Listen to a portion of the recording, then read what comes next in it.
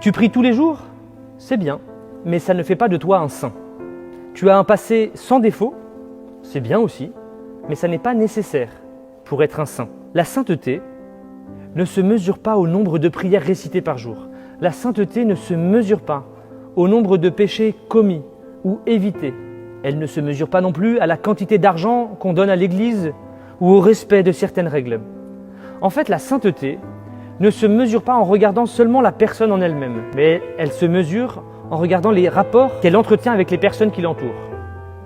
Qu'est-ce que tu dis de ton boss quand il n'est pas là? Qu'est-ce que tu dis à ton conjoint quand il t'agace? Quel lien entretiens-tu avec les personnes malades ou âgées de ton entourage? C'est là que se joue ta sainteté.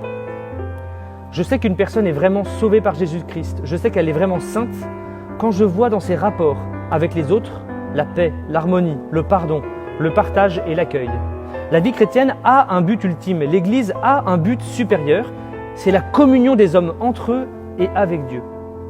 L'Église est vraiment l'épouse du Christ quand en elle on vit la communion, la recherche du bien d'autrui, quand en elle on apprend le pardon.